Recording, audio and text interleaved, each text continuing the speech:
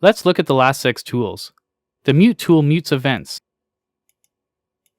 You can also click, drag, and release to mute and unmute multiple parts. If there are some parts muted and some not muted, when you click, drag, and release, the muted parts will become unmuted and the unmuted parts will become muted.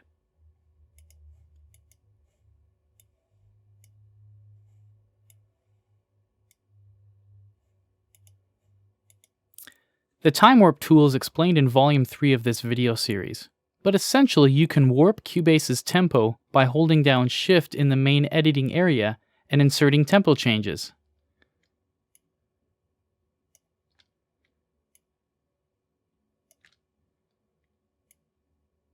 You can erase the tempo changes by holding Shift in the ruler area.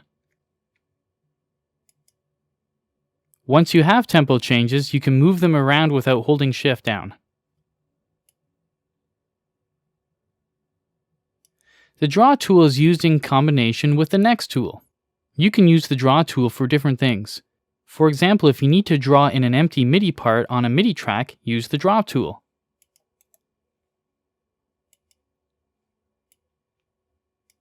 For audio tracks, you can use the Draw tool for automation.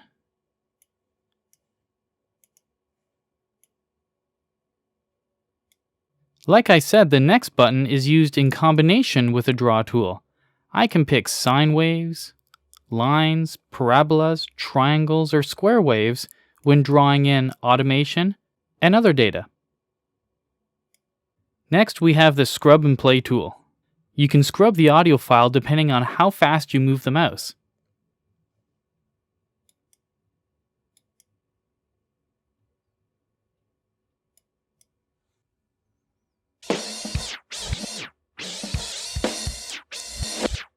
In the Preferences under the File menu, you can adjust the speed of the Scrub tool.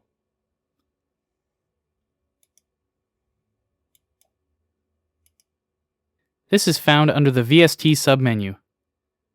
I like to keep my speed on max.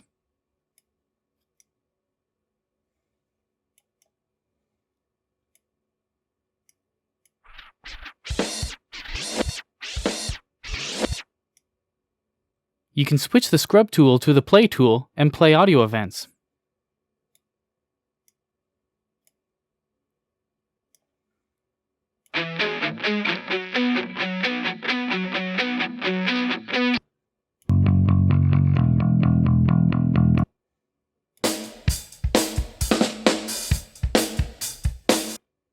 The last tool is the Color tool.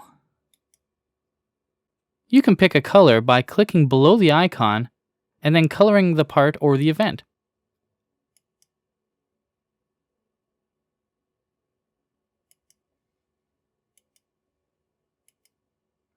A shortcut for picking different colors is to hold down the Control key and then the color selection window pops up.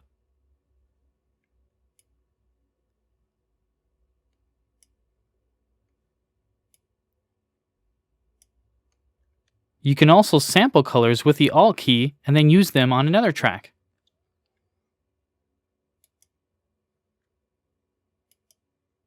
The tracks themselves can have a color assigned to them. When you press this button, an extra selection window opens up, allowing you to pick a color for each track. Let's look at the differences for part and event colors and track colors. You can see that I have these tracks colored blue and yellow. And these parts are a variety of colors. Use part colors to outline different sections. You could use them like verse and chorus, etc. Now use track colors to group types of instruments together. All the drums one color, all the guitars another color, etc.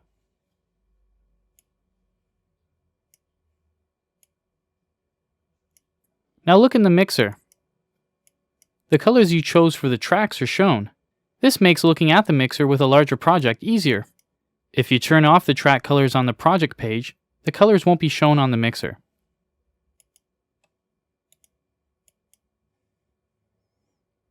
One thing I love is that if you have a wheel on your mouse, you can scroll through the colors. Try it. Just point and then scroll with the wheel.